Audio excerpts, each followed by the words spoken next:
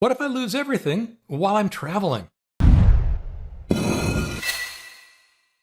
everyone, Leo Notenboom here for askleo.com. The scenario is simply this. You're traveling far away from home, perhaps overseas or just somewhere far away. For some reason, perhaps theft or some other disaster, you lose everything. And by everything, I mean absolutely everything. Your technology, your wallet, everything in it, everything perhaps except the clothes on your back. How do you sign in? How do you regain access to your oh so well secured online accounts? Preparation, as always, is key. There are several problems you might encounter in a situation like this.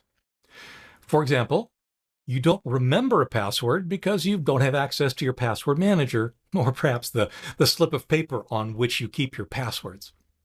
You can't supply a two-factor authentication request because you've lost your second factor. And you can't perform an account recovery because you don't have access to your phone for an SMS confirmation or an alternate email account. It feels like a vicious circle because it is. For any account you want to access, you need something else you can't access because it's lost or because you don't have access to the recovery information. Now, I want to be super clear about this. This is not something that happens often. In some senses, it's kind of like a thought exercise to understand the extremes, but understand very seriously that this is an extreme you are extremely unlikely to encounter. The reason I say that is this scenario is not a reason to drop your security across the board. For example, you should not decide that your account should have memorable passwords without two-factor authentication. Yeah, that solves this problem, the one you're very unlikely to have. But it comes at the cost of putting you at a much higher risk of what are much more likely account compromises. Now, I hear objections to increased security because of variations of the scenario we're talking about, and it's simply not called for. Most of us are never at this level of risk. But I will admit, if you truly are, things get complicated. So, regaining access to your online life is really part of a bigger problem. If you've lost everything, then you've lost any way to independently prove you are who you say you are. This would apply, for example, to recovering your passport, if overseas, or recovering any form of identification elsewhere. These all suffer from the same problem as your online accounts: proving your identity.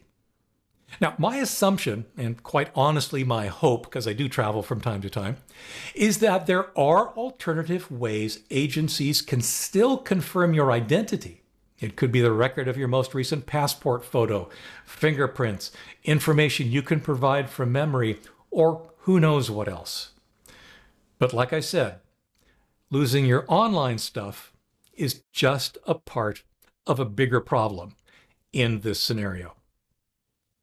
The most basic solution, honestly, is to remember exactly one phone number. That phone number of someone you've entrusted with your information in the case of your disability or death. In theory, they could sign into, say, your password manager.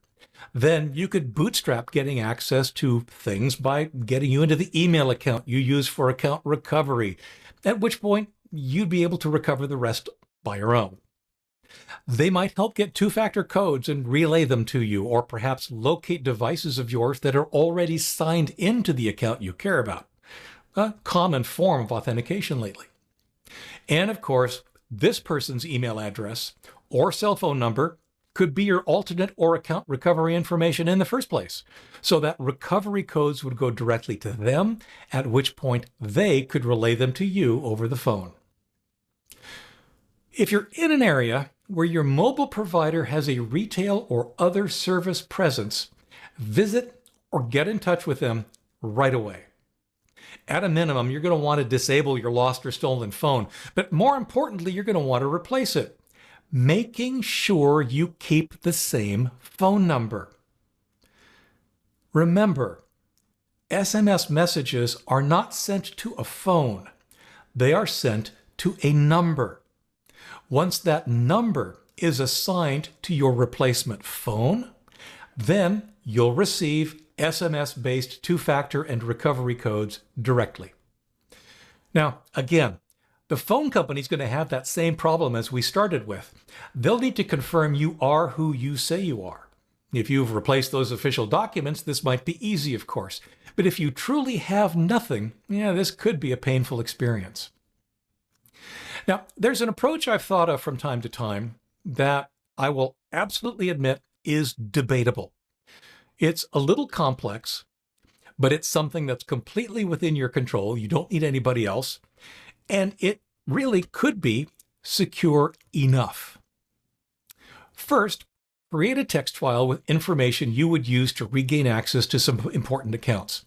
In theory, this could be information about your password manager, but alternately, the information for your primary recovery account could be enough. Next, encrypt that file. Make sure to use commonly available tools like Zip to place a strong password on this file. The key here is that the password be something you can remember and would only be known to you. Third, place that file in an obscure yet publicly accessible location whose location you can remember. And yes, for those who noticed, this is in part security by obscurity, something that is often looked down on.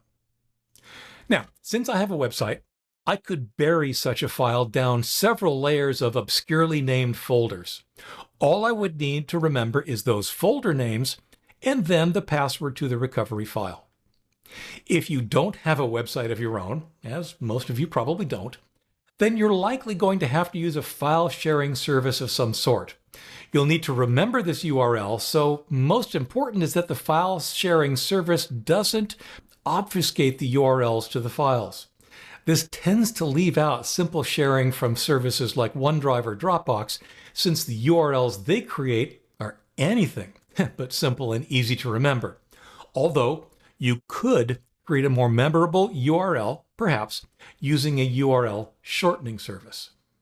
When the time comes, you navigate to this URL, retrieve your secret file, decrypt it with the password only you know, and then use the information therein to recover access to your online accounts.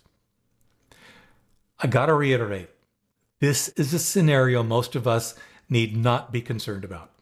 Rarely does someone lose absolutely everything and land in this situation. But if you travel extensively, or you just like extreme thought exercises, it's something to keep in mind.